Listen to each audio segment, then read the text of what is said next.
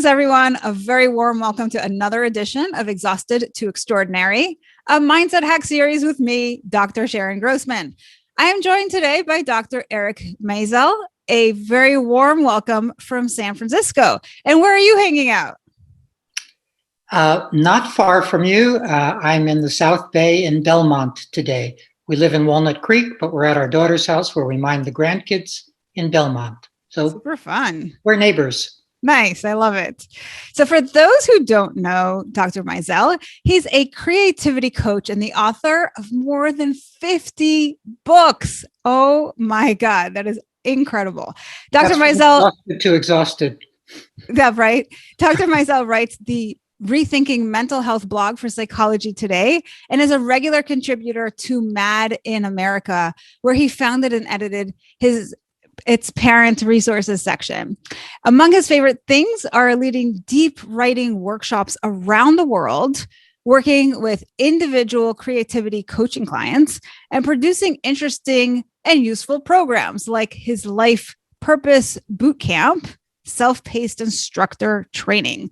So if it sounds like you, somebody who perhaps wants to become more creative or just use writing in your life or do something like super exciting, like writing lots of books and things of that nature, then listen up, because in just 7 minutes, Dr. Maisel is going to share with you how to create and maintain a daily practice.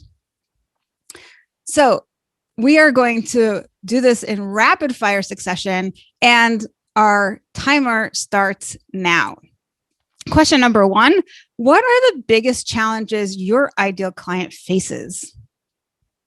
Anxiety is the biggest challenge. Anxiety is the great silencer. I think creative folks don't understand the extent to which anxiety threads through the creative process. The creative process is essentially making one choice after another, and choosing provokes anxiety. And when people face anxiety or feel anxiety, they flee the encounter. So there are millions and millions of would-be creators who aren't getting their work done because anxiety is in the way.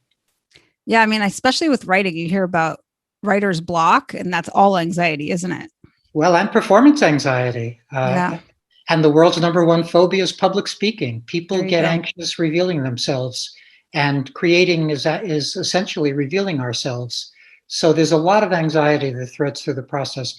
Folks give themselves other reasons for why they're not getting their work done. They're too busy, they're too tired, but actually they're too anxious. Cool. I totally resonate with that. Question number 2, what are the typical symptoms that they experience with that problem? Well, not doing the work, if you call that a symptom. Most of the clients that a creativity coach gets has to do with blockage and resistance, that is not getting the work done. So the major symptom is not getting the work done.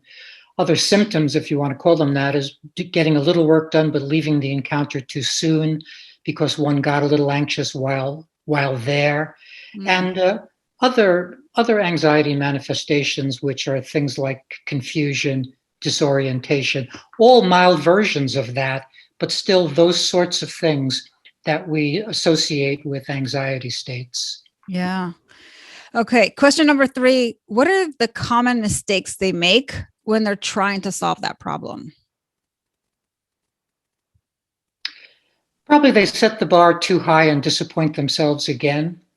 I think that the main task for a would-be creative person or a creative person is to set the bar at a reasonable place. Mm-hmm. Whenever I get a new client and I ask a new client, how much time do you want to spend in a daily way on X, whatever X is, writing or painting, that client will usually say 20 minutes because she doesn't want to disappoint herself again by saying 2 hours or 3 hours because she knows she won't work for 2 hours or 3 hours. So I think the main obstacle is setting the bar too high. And maybe the other main obstacle is not creating a daily practice, because without a daily practice, it's really hard to get the work done. I was going to say, it all comes circling back to that. So question number 4, what would be an example of a transformation that's possible after this challenge is properly diagnosed? You get lots of work done. That's the short answer. But you get some work done, because what we're talking about is moving from not getting work done at all not all the way to writing masterpieces or composing masterpieces, but getting some work done. So that's the proof that your daily practice is working, or that your return to creativity is working, is that you're getting some work done. And then you have to be okay with that. You have to be gentle with yourself and not beat yourself up for not getting too much done or a lot done. You have to be comfortable just building your muscles, getting that daily practice in place, and getting the work done over time. Absolutely. So 3 minutes and 15 seconds. Question number 5 is, what is the number one mindset hack you could give your ideal client to solve that problem? Thinking thoughts that serve them. That's the number one. And that's different from thinking truth thoughts or false thoughts. So this is an idea that folks don't understand that well. They think that they need to countenance truth thoughts because they're true. So like they think, wow, there are a lot of writers out there, and because it's a true thought, that discourages them. But what they have to say is, yeah, there are a lot of writers out there, but thinking that isn't a thought that serves me. I've got to do my writing anyway. So this is one version of good cognitive therapy or good cognitive thinking, and this is a high bar place, but to always think thoughts that serve you. I love that. So true. Question number 6, what is one valuable free resource that you can direct people to that will further help with that problem? Well, we have a nice free gift at my website, which is a sampling of 12 of my books, and folks can get that by signing up to my newsletter. So if you just go to ericmaisel.com/bar newsletter, you can get the newsletter and you can get the free gift, and you can get a taste of my various books.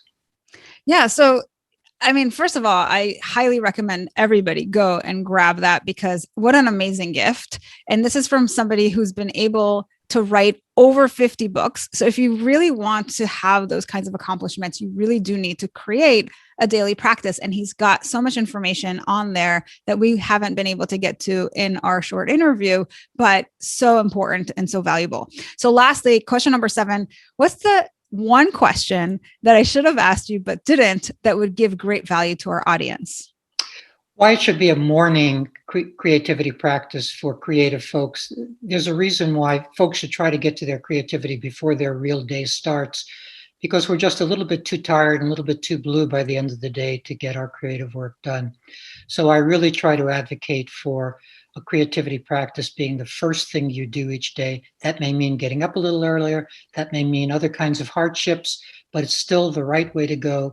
If you want to increase your creativity, that's the big deal tactic. It's so true. And I know that from personal experience. Dr. Maisel, thank you so much for your time.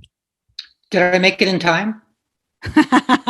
You still have 43 seconds. So you did. That's okay. I'll put them on a count. All right. Well, thanks for joining us. Thanks for checking out the Exhausted to Extraordinary podcast. If you like what we do here, head on over to iTunes to subscribe, like us, and leave us a review. It is very much appreciated.